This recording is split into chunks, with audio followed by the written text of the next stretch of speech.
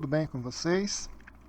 Então nós vamos dar continuidade à anatomia do sistema digestório e iniciar então a anatomia do intestino delgado. Lembrando que nós já estudamos a anatomia da boca, da faringe, anatomia do esôfago e anatomia do estômago. Nós vimos então características anatômicas, características funcionais, nós vimos então informações que são importantes para a prática clínica, né? Então, a partir de agora, nós vamos nos aprofundar um pouco mais e começar então essa anatomia dos intestinos. Quando nós observamos, quando nós vamos estudar a anatomia do intestino, nós temos que levar em conta que todo o processo mecânico, né, da digestão já teve início lá na boca, né? A partir do momento em que esse alimento ele foi misturado com o suco gástrico, formando o quimo, né? Tem o início aí ao processo, né, de digestão química, enzimática. Na verdade, começa na boca, né? Porque lá na boca nós temos na saliva, né, as amilases, né, as lipases salivares que já dão início, mas em pouca quantidade. A digestão mesmo ela começa, né, a nível do estômago, né? E à medida que esse quimo ele vai sendo produzido, gradativamente ele vai sendo enviado para o intestino delgado, né? Então, o intestino delgado ele promove o transporte, termina a fragmentação, com isso ele promove a digestão, ele finaliza a digestão desse quimo, né?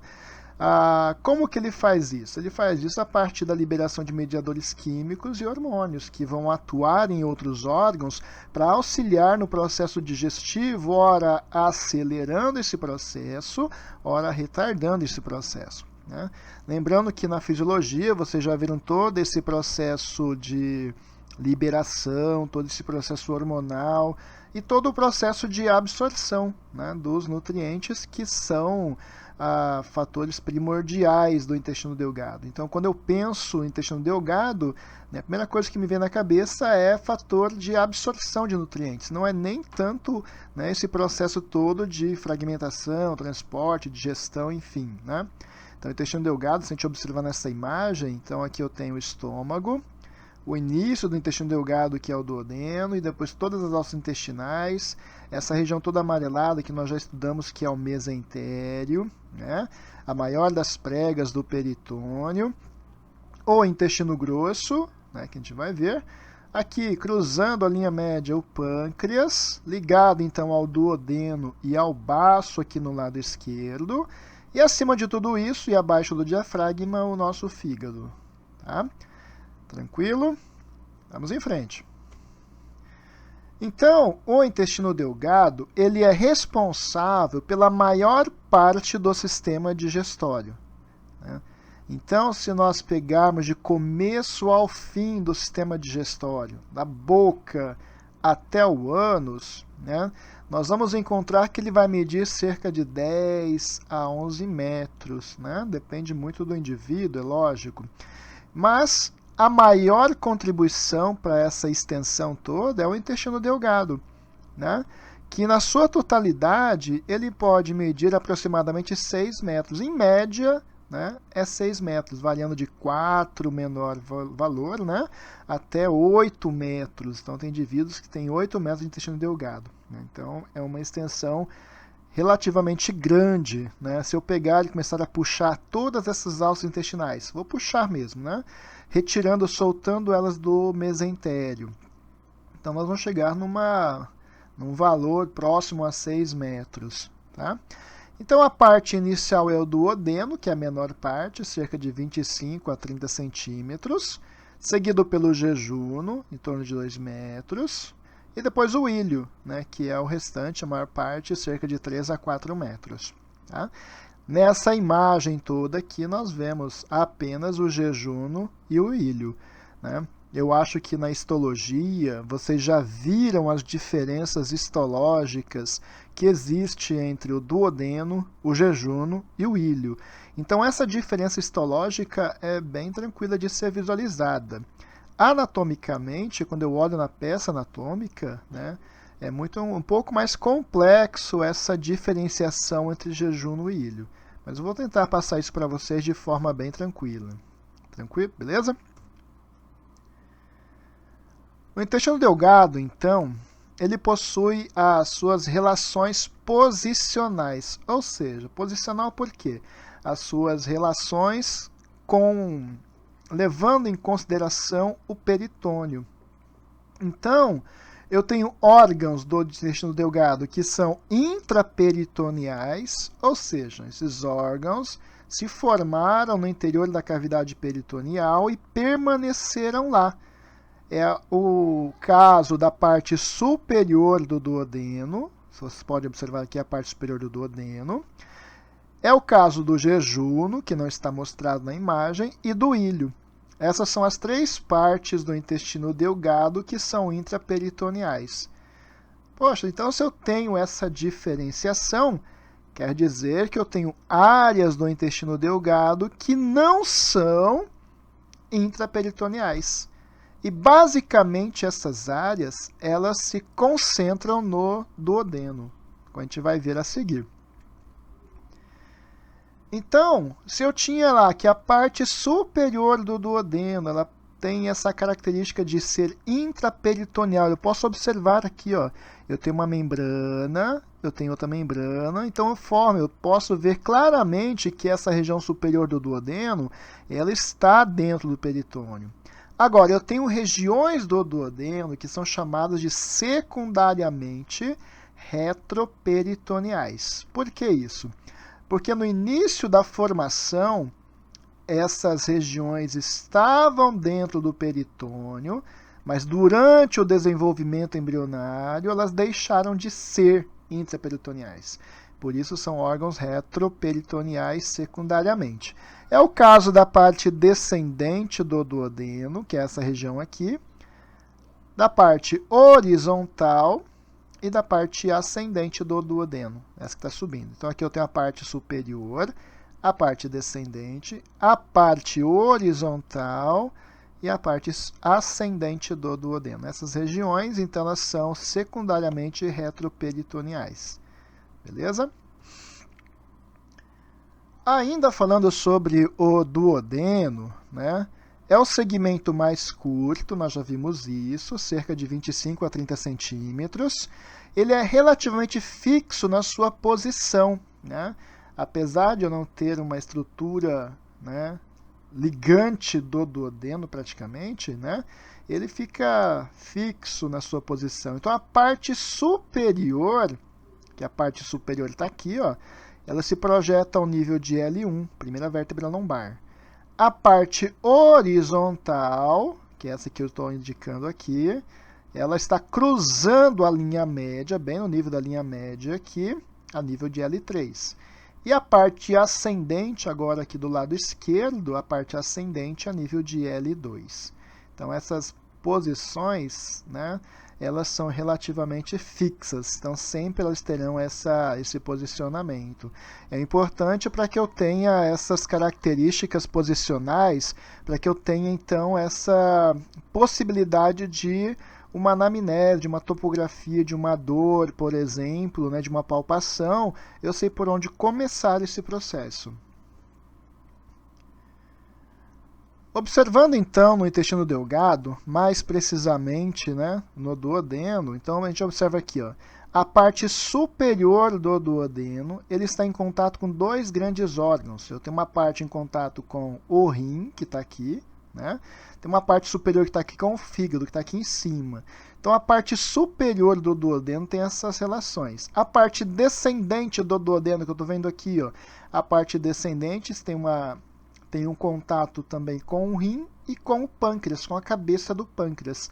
Essa cabeça do pâncreas, ela ocupa quase que totalmente a curvatura formada aqui pelo duodeno. Então ele vai pegar a parte descendente e vai pegar grande parte da região aqui, que é a parte horizontal do duodeno. Então a cabeça do pâncreas fica aderida ao duodeno. Nós vimos isso na aula prática, né? Então, a cabeça do pâncreas aqui está aderido na parte tanto descendente quanto na horizontal. E a parte horizontal, como ela cruza a linha mediana, ela tem contato também com a aorta e a veia cava inferior. Né? Então, eu tenho essas relações, elas são importantes, né, para vocês lembrarem depois. Já a parte ascendente do duodeno, ela vai se elevando e chega na flexura duodeno-jejunal. Essa flexura duodeno-jejunal, eu tenho aqui um ligamento, né? Junto com esse ligamento, eu tenho um músculo chamado de músculo e ligamento suspensor do duodeno. Nessa imagem aqui, nós não conseguimos visualizar. As imagens adiantes, eu tenho lá algumas outras projeções que são mais fáceis de serem identificadas, né? Nesse ponto da flexura duodeno-jejunal, é onde termina o duodeno e começa o jejuno. Tá? Então, essa parte que eu estou observando aqui, essa abertura, esse lumen já não é do duodeno. Esse lumen aqui já faz parte do jejuno. Tá? Então, lá, os segmentos anatômicos do duodeno. Então, a parte superior, a parte descendente, a parte horizontal, a parte ascendente. Tá? Então, essas são as partes do duodeno. Então, como eu disse para vocês, essa abertura, esse lumen, ele já faz parte do jejuno.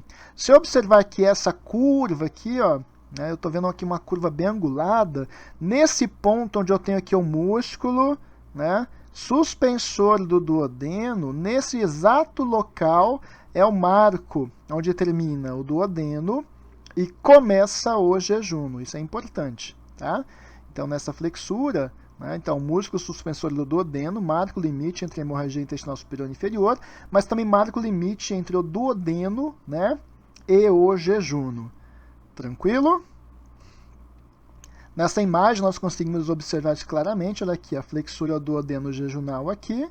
E olhando nessa abertura, nesse corte, né, então aqui o duodeno está em corte, eu tenho aqui a flexura duodeno-jejunal. Veja que é uma flexura bem abrupta, né? É uma dobra bem importante. Lembrando que eu tenho esse músculo, né, que é o suspensor do duodeno, que marca justamente o local dessa flexura. Ok? Se observar na parte interna do duodeno, nós vamos perceber que existem pregas. E essas pregas são circulares. Lembra que eu havia comentado com vocês que as pregas gástricas elas têm sentido longitudinal.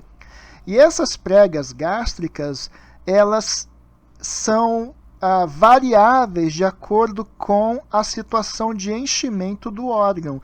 Então, se o estômago estiver cheio, eu não tenho a presença das pregas gástricas.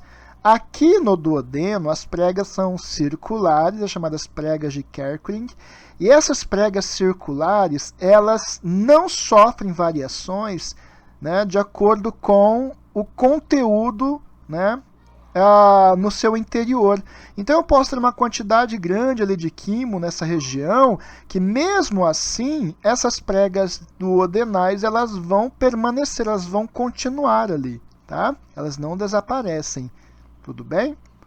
Essa já é uma diferença importante. Quando vocês vão observar uma endoscopia, por exemplo, dá para acompanhar onde você está no estômago, chega aqui na ampola, né, do duodeno, e aí existe uma transição de pregas longitudinais para pregas circulares. Quando o endoscopista observa essas pregas circulares, significa que ele já está no duodeno. Ok? Tranquilo?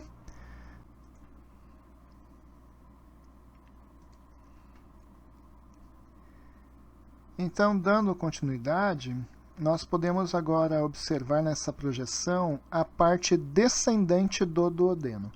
A parte descendente do duodeno ela é particularmente importante porque nessa região eu encontro a papila maior do duodeno. Se vocês se lembrarem, lá na nossa aula prática, nós já vimos essa papila maior do duodeno, né? E por que ela é importante? Porque essa papila maior do duodeno, ela recebe dois ductos, né? O ducto colédoco, aqui em verde, que transporta a bile, e o ducto pancreático, ou ducto de Wirsung, né? Então, esses dois ductos, eles têm um único local de desembocadura, um único local de abertura no duodeno, que é a papila maior do duodeno.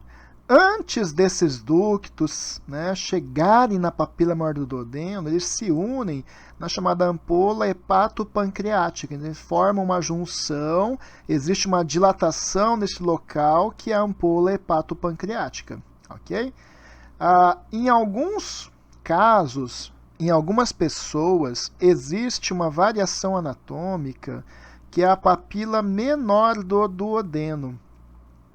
Essa papila menor do duodeno, ela recebe apenas o ducto pancreático acessório, quando presente, né? Por isso que ele é acessório, ele não é uma frequência, é uma variação anatômica. Esse ducto, então, a pancreático acessório, se abre nessa papila menor do duodeno, né? Tranquilo? Então, essa região ela é extremamente importante, como eu havia dito para vocês. Caso tenha um cálculo biliar, por exemplo, ele seja transportado pelo ducto colédoco, se ele tiver um tamanho razoável, ele pode obstruir essa ampola, essa papila, né? E com isso, as secreções, tanto biliares quanto pancreáticas, ficam comprometidas. Caso o indivíduo tenha lá o seu ducto pancreático acessório, então o pâncreas não vai ser tão acometido assim, né? Mas no caso aí seria de pessoas que só têm ampola maior do duodeno.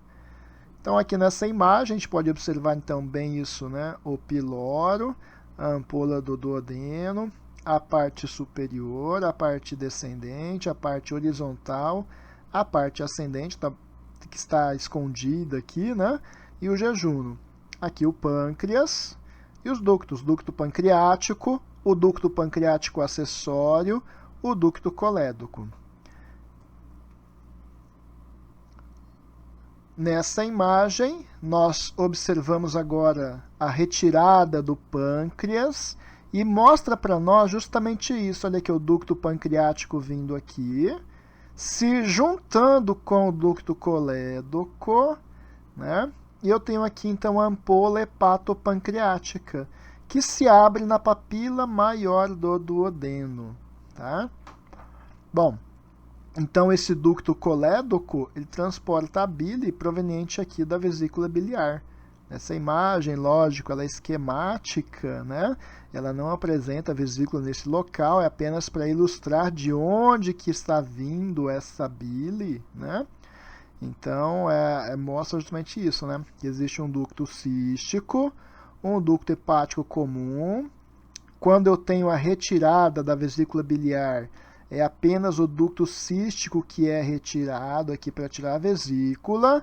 O ducto hepático comum, então, ele continua, e o ducto colédoco continua até a papila maior do duodeno. Tranquilo? Qualquer pergunta que vocês tenham, mandem aí para mim por e-mail. Então, isso aqui é uma imagem bem bacana de uma endoscopia, mostrando as pregas circulares, né, do duodeno, e mostrando aqui a papila maior do duodeno. Tá? Bem bonitinho aqui. Tá? Lembrando que a passagem pelo ósseo pilórico, né? Então o ósseo pilórico ele é bem estreito, tem cerca de 2 a 3 milímetros ali, então ele pode ser um local importante de impactação de alimento ou de alguma substância, né? Essa é uma endoscopia que chegou até o duodeno, é bem bacana que vocês possam observá-la. Então, para mostrar justamente isso, né, a papila maior do duodeno, ou papila de Vater, as pregas circulares. Antes de chegar nessa papila maior do duodeno, aqui na papila de Vater, a prega ela torna-se um pouco longitudinal, então ela é bem fácil de ser encontrada numa endoscopia, né? Se vocês puderem acompanhar um exame desses, é bem bacana, é bem legal, né? Vocês podem observar a anatomia bem facilmente, correlacionar aos seus aprendizados, tá? É uma papila aqui, bem bonitinho, tá? E aí ele vem voltando, e para mostrar justamente isso que eu disse para vocês, olha aqui, ó. Esse é o ósteo pilórico, né? Ele é bem pequeno, então pode ser um local de impactação de alimento importante. O jejum e o ilho, eles possuem relações com os rins, intestino grosso, bexiga urinária e na mulher com os órgãos genitais internos, né? Com o útero, com os ovários, com as tubas uterinas, né? Como eu disse para vocês, é a maior parte do trato digestório e a partir de agora a gente vai tentar diferenciá-los para vocês. Bom, o jejum e o ilho são formados por cerca de 14 a 16 alças intestinais. Essas alças, elas estão fixas no tronco, na parede posterior do tronco, por meio do mesentério. Então, o mesentério promove essa fixação. Então, essa imagem aqui, que estamos observando, as alças intestinais, elas não caem todas, né? Elas não vão descer até o pé, né? Como aqueles filmes de zumbis que vocês veem, as alças intestinais, as tripas todas caindo. Isso não acontece porque elas estão presas no tronco, tá? O ilho terminal, que é a parte final do intestino delgado, tem aproximadamente 30 centímetros de comprimento. E nesse ilho nós temos as placas de Peyer, né? Vocês já devem ter visto isso na imunologia, né? Que são órgãos linfóides, ou estruturas linfóides que promovem a resposta imune dos intestinos, né?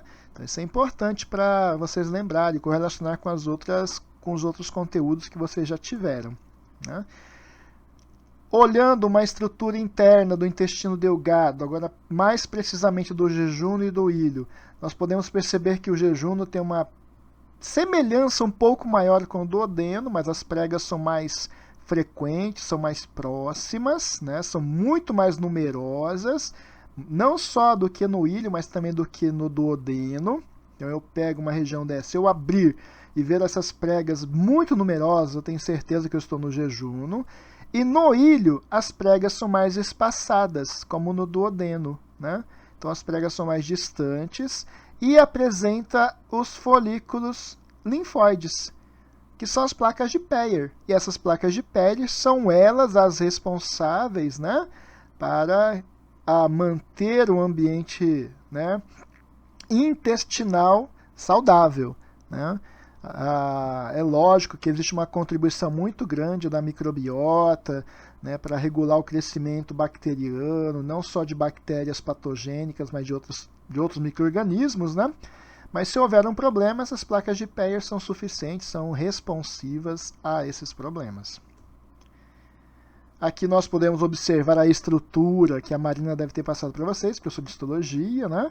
Justamente mostrando as microvilosidades, a estrutura da microvilosidade, o que se tem ali, por que ela é importante para o processo absortivo, né? Tudo isso vocês já devem ter visto na histologia. Isso aqui é uma imagem que eu gosto sempre de mostrar, né?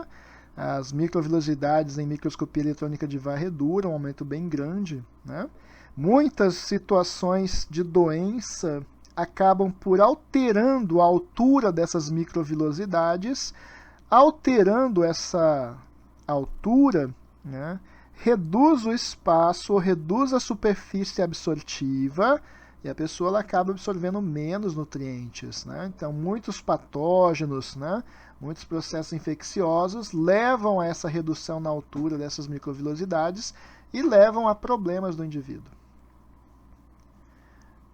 É importante destacar também no ilho terminal que existe uma válvula, chamada válvula ileal. É o termo mais recente, a válvula ileal. Em muitos livros vocês vão encontrar como válvula ou válvula ileocecal. Na realidade, é um ósteo, é uma abertura, na qual o conteúdo intestinal do íleo passa para o ceco, né, que é a parte inicial do intestino grosso. Então, aqui é uma imagem do ceco. Aqui é o íleo, aqui é o ceco, né? Então, existe uma passagem do conteúdo do intestino delgado para o intestino grosso que ocorre nesse ósteo, né, ileal. Não é uma válvula propriamente dita, né, mas uma musculatura circular que funciona como uma válvula. Vocês devem ter visto isso na fisiologia, né? Ela é ativada pelo sistema nervoso simpático e pode impedir o refluxo do conteúdo que está no seco para o ilho, tá? Mas não é uma formação de um esfíncter verdadeiro, tá? Lembre-se sempre disso, não é um músculo circular, bonitinho, porque eu tenho dois lábios. Eu tenho um lábio ileal e eu tenho outro, lá, se você observar aqui, né, eu tenho uma papila ileal, que é o lábio iliocecal, eu tenho outra papila aqui, que é o lábio ileocólico. Então, eu tenho dois lábios que se fecham e formam essa válvula. Se fosse um esfíncter, deveria ser um músculo circular, tá? Então, essa estrutura ela responde pela passagem do conteúdo do intestino delgado para o intestino grosso e, nesse momento, ela impede o refluxo para o intestino delgado. Tudo bem? Então, aqui é o íleo, aqui é o seco e aqui é o apêndice vermiforme. Vamos em frente. O intestino, você já deve ter visto isso lá no circulatório, ele recebe 3 grandes artérias, né? Então, eu tenho lá o tronco celíaco, a artéria mesentérica superior e a artéria mesentérica inferior. O tronco celíaco, a artéria mesentérica superior e a artéria mesentérica inferior. Esses são os 3 ramos, as 3 fontes para os nossos intestinos. Interessante que essas fontes, elas possuem, né, anastomoses. Então, se eu observar aqui no mesentério, né, então, olha, vejam, elas são todas cheias de comunicações.